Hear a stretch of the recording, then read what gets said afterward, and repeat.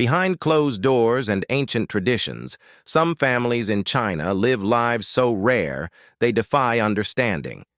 These tales weave together history, mystery, and culture in ways few have ever imagined. From ghost marriages binding souls beyond death to a village dwelling within a cave, what defines family here might leave you speechless.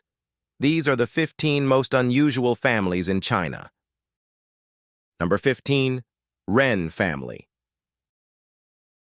Back in 2017, the Ren family staged one of the largest recorded reunions during the Chinese New Year in Shishi Village, Shenzhou, Jiangxi. Over 500 relatives from 7 generations gathered at their ancestral home for a massive group portrait. Getting everyone in one photo wasn't easy. It required careful coordination and a drone to capture the full panoramic image. The photo quickly went viral, gaining international attention.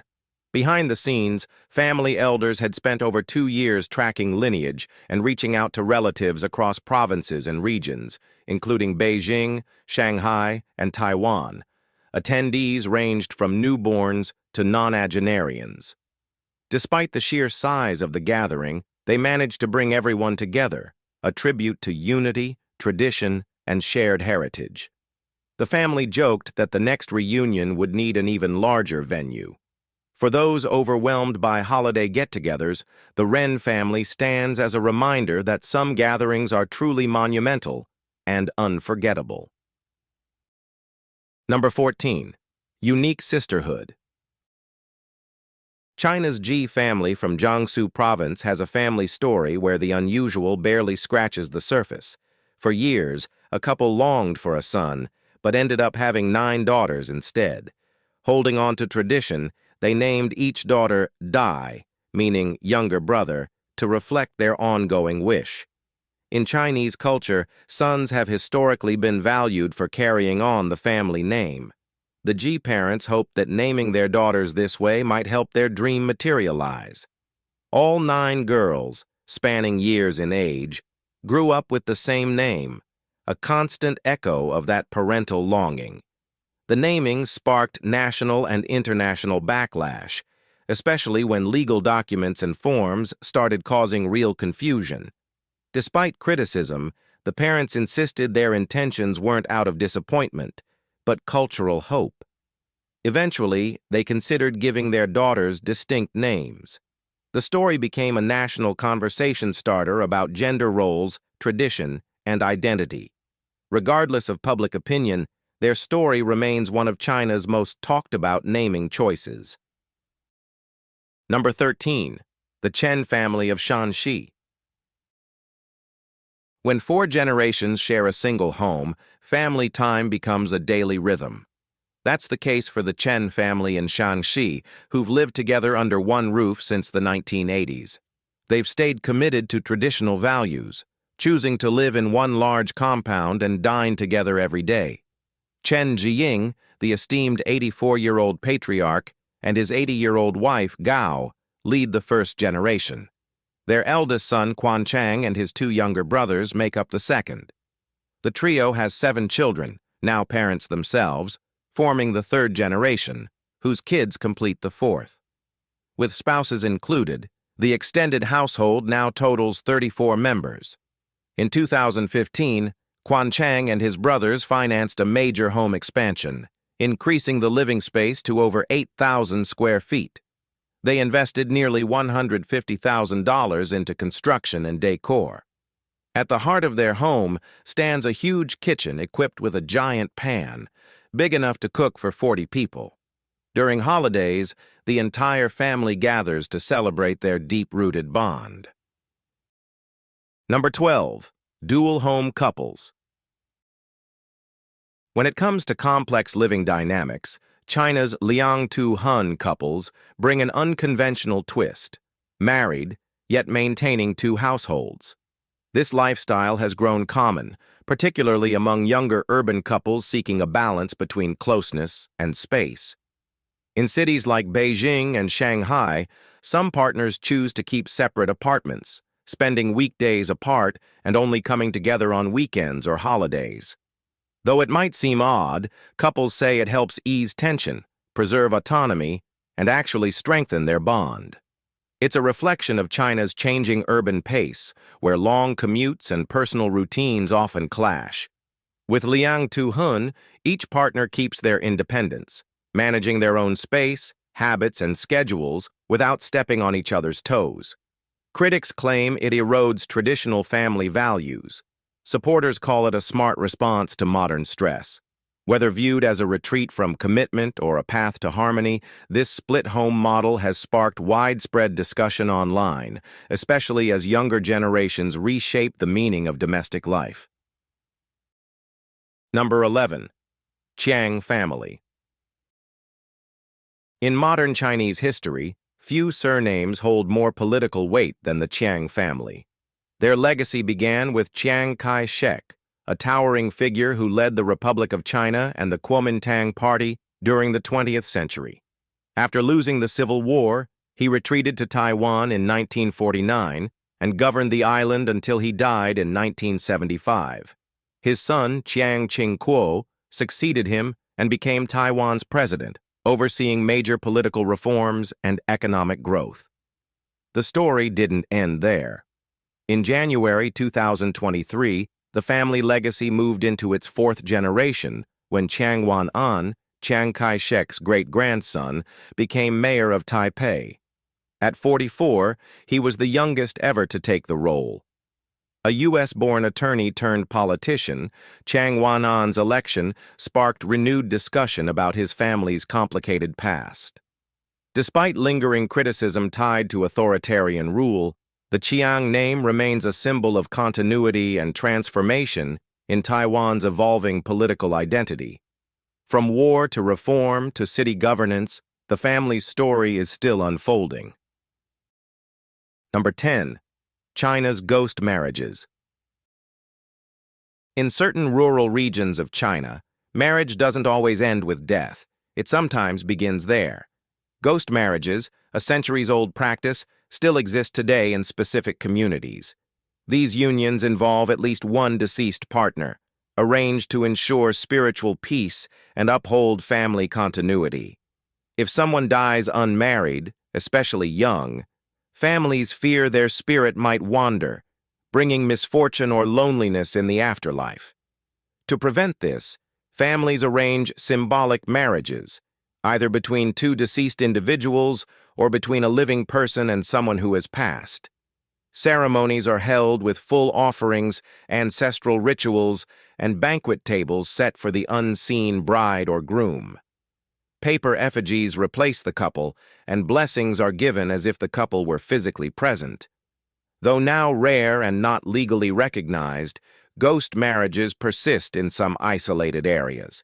In extreme cases, demand for female corpses has led to underground crimes and state crackdowns. Still, for some families, these marriages represent respect, closure, and the fulfillment of unkept promises. Number 9. Independent marriage.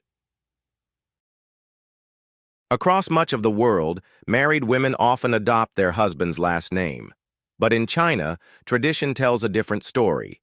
Chinese women have historically retained their maiden surnames after marriage, a practice rooted in Confucian values that emphasize ancestral lineage. A surname in Chinese culture represents far more than identity. It connects each person to their birth family and ancestors. Even after marriage, that connection remains. While a woman may be informally called Mrs. Wong, her legal name stays unchanged. This isn't some modern invention. It dates back thousands of years. Even in ancient dynasties, women kept their surnames and didn't legally merge into their husband's household the way Western customs often suggest.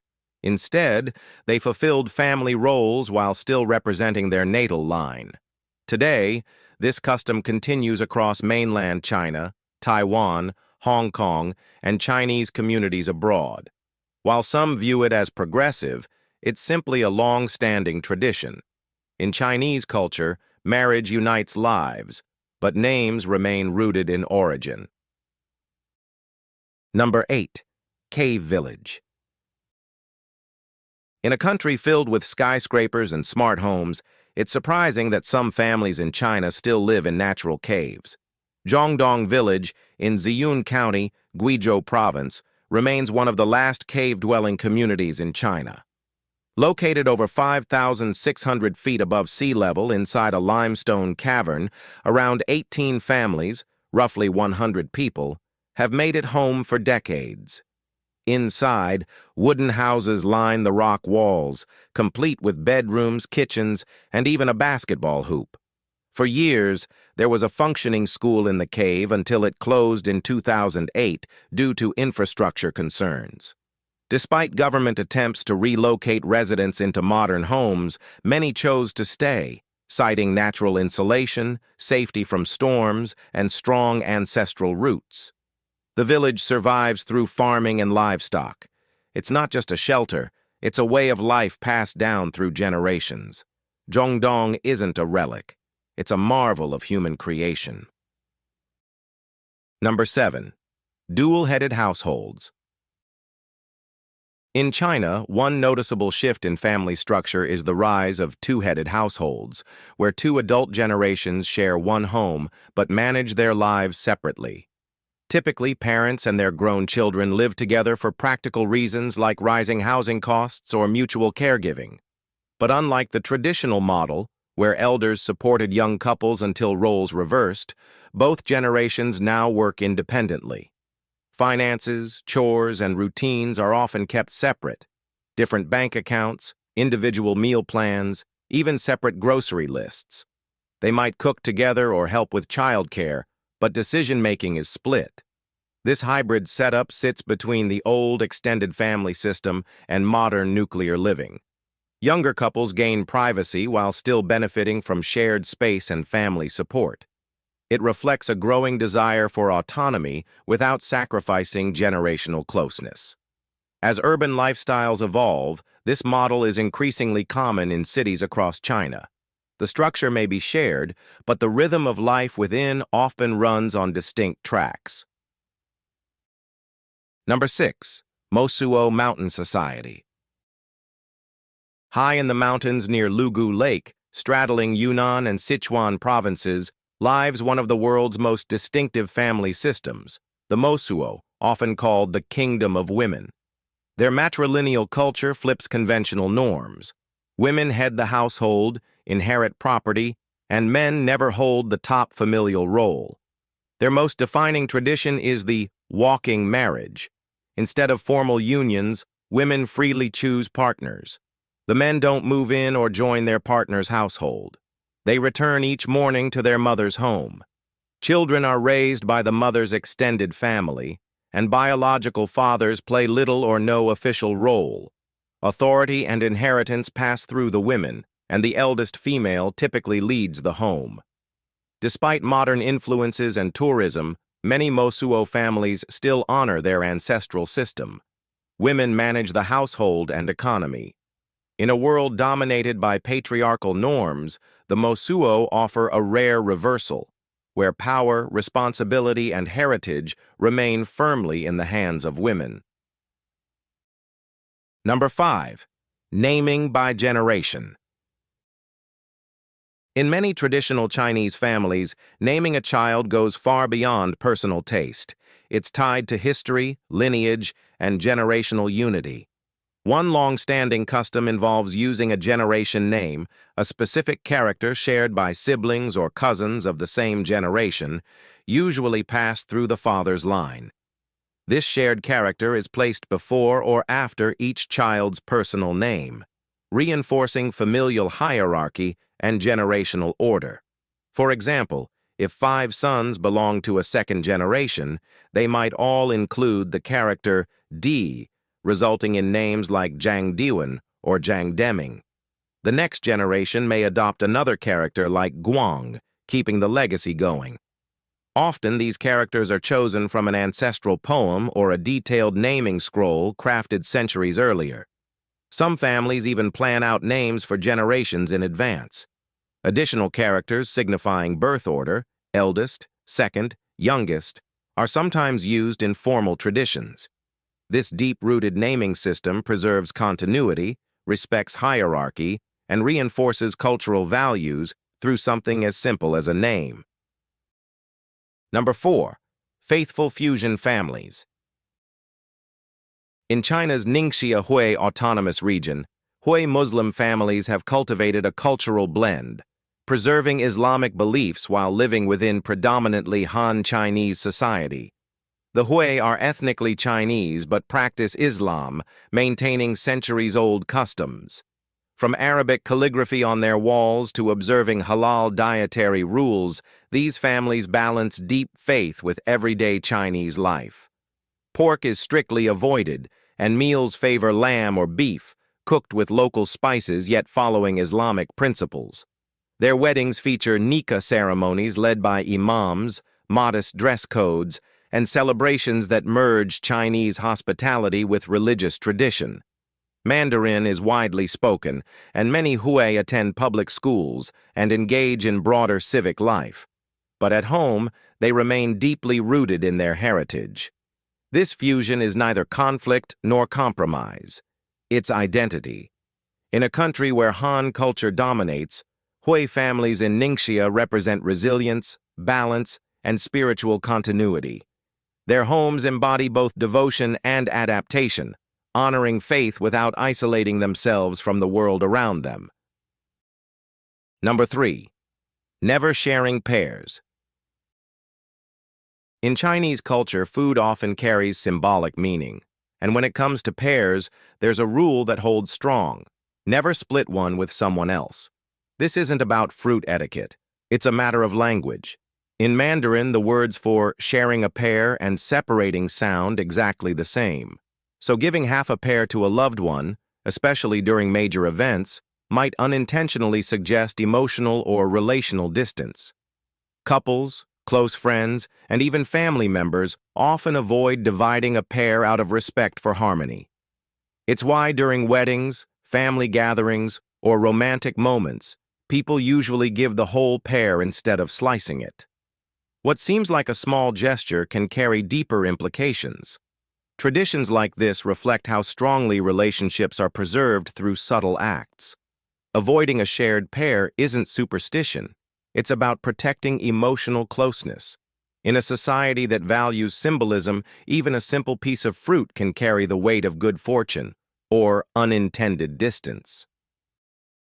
Number 2. Fruit of fortune. In many traditional Chinese households, fruit isn't just food, it's fortune. During Chinese New Year, oranges and tangerines become essential symbols of wealth and unity. Their golden hue, round shape, and sweet aroma turn them into icons of prosperity.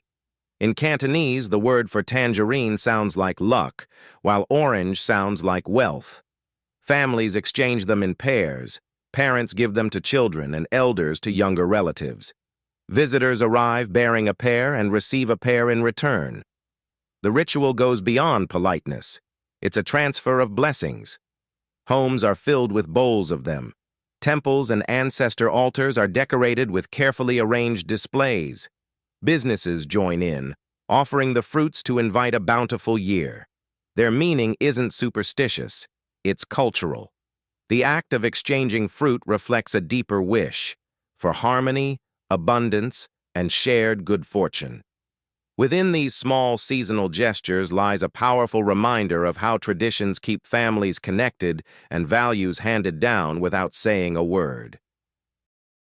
Number 1. Yahanala Family. Beijing's Yahanala family descends from the Manchu clan that once shaped the Qing dynasty. Despite generations of historical upheaval, this lineage is actively preserving its distinct Manchu heritage. The Yahanala name once belonged to Empress Dowager Cixi, one of the most powerful figures in China's imperial past. After the Qing dynasty collapsed in 1911, many Manchus were pressured to assimilate, often abandoning their customs, language, and names. In recent years, the Yahanala descendants in Beijing have embraced their roots. They wear traditional Manchu clothing, study the nearly extinct language, and observe ancestral practices, especially during key festivals. Restoring their surname Yahanala is central to this revival, signaling pride and cultural identity. Their efforts are part of a wider movement among China's 10 million ethnic Manchus who are reconnecting with their roots.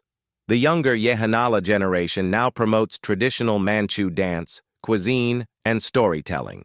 If you enjoyed this video, be sure to like, share, and subscribe. Thanks for watching, and we'll see you very soon.